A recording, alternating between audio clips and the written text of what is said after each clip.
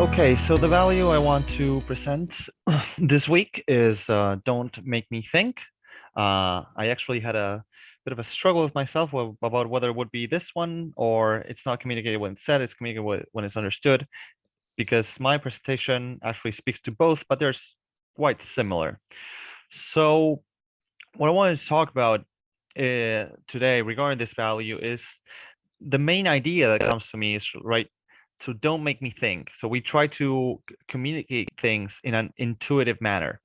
So what comes to mind when I say this is when I think this to myself is that what is intuitive to me may not be intuitive to someone else, and vice versa. And what is intuitive to me today wasn't always intuitive. And we can see this in all manner of skills, such as, for example, when we're babies, when we're growing up, and we are learning how to use our hands, learning how to grab different types of objects, learning how to use the dexterity of our hands, or when we are acquiring a language, any language. It's actually a remarkably complex ability to have, and one that takes quite a bit of years to acquire, and yet now we take it for granted. And that applies to everything from learning a second language, even typing fast on a keyboard, to more complex skills, such as understanding complex emails from a client or being able to explain things to someone else. So why this is important to know is that we often can have, especially, and this is something that can happen to people who are quite, who are quite skilled at what they do. What is this sort of expert bias where we become good at something and we forget that once it was hard for us to do it, that once we were also new to this skill. And this is something that I've experienced in school and university. When you come into contact with people who may be remarkably capable or intelligent with a particular subject, such as a math teacher who happens to be incredibly knowledgeable on the topic, but yet can be a terrible communicator. And you can also find the reverse in some occasions. Someone who is perhaps, just average at either math or whatever the other skill you may consider, but who knows how to teach, who can be a great teacher. And I think that this really speaks to this value of don't make me think, because you have to be able to adapt to the current level of knowledge of the person you're talking to in order to communicate effectively. Otherwise, it can be quite hard, because you may be either teaching on a simpler level, so you may be boring the person you're talking to, or you may be talking in a level of complexity that to you has become simple and intuitive and easy to grasp, but maybe you're not perceiving that to the person that you are communicating to, many of these concepts are alien. Many of these concepts are new.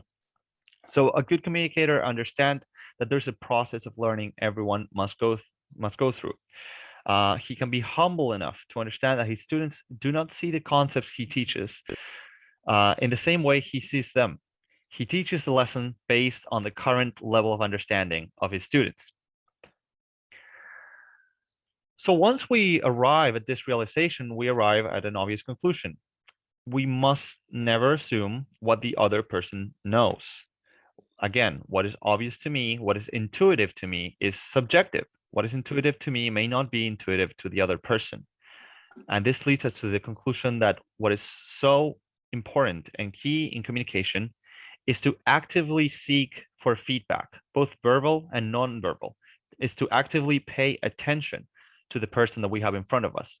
Whatever information we can get from this person, we must be able to open up that space where, from the one hand, we are actually pay attention to, okay, what is this person understanding from our side? And on the other hand, where we're making the other person comfortable to express their doubts. We don't want to be that math professor in school who, when you went to him with a question, and I had experiences like this, would tell you off, such as, oh, this is simple. We already covered that. And this always resulted in the same thing, with many students not wanting to ask questions because they thought they would be labeled as simple. So do not assume the level of knowledge on the other person. There is one way to find out what the understanding of the other person is, and that is to ask questions, to be attentive to verbal and non-verbal feedback, to make the person feel safe when it comes to expressing their doubts, and to start from what they know. Otherwise, you may end up communicating like the person in the image, thinking that the orderly and structured knowledge you have in your head will end up in the same way, shape, and form in the mind of the receiver, when in truth it's anything but. Another thing that I think is key to mention, and you probably all heard about this at some point or other, and this is a personal opinion of mine, is that we hear a lot about learning styles.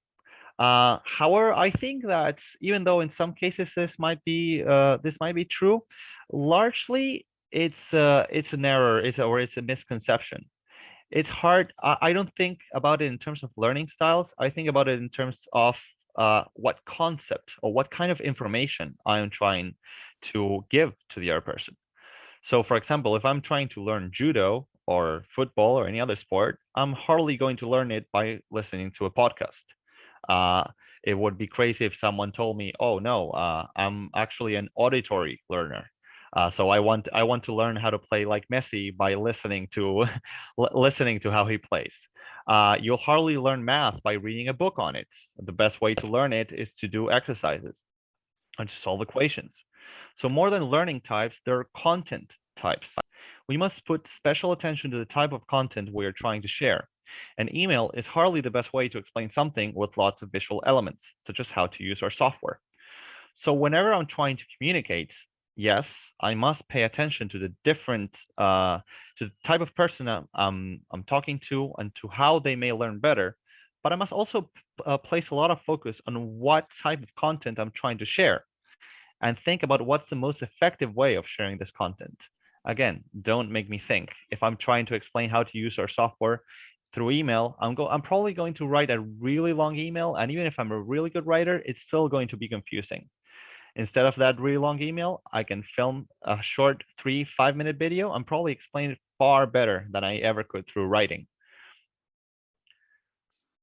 So conclusion, it's important to be humble. It's important to recognize that what is obvious to me now wasn't always obvious, and it doesn't need to be obvious to other people. That in order to share information effectively, we must find out what the other person understands now. What's their current level of understanding? Don't assume that they're at the same level as you are. In order to do this, it's important to pay attention to the person I'm talking to and to all manner of feedback that they give us, and to open up that space where that person will be willing to share feedback and will be willing to ask questions if needed. And lastly, I must think about the most appropriate way to share the type of information I want to share. And lastly, this is an addendum. The person you see on the left is Richard Feynman. He was a very famous physicist and a Nobel Prize winner. But besides being a math and physics genius, he was also an excellent teacher, an excellent professor, remembered really kindly by all of his students.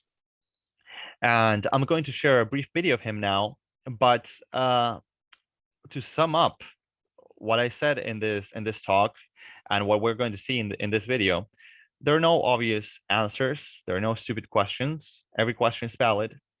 I need to pay attention to the person you're trying to reach, and you need to notice in order to notice what works.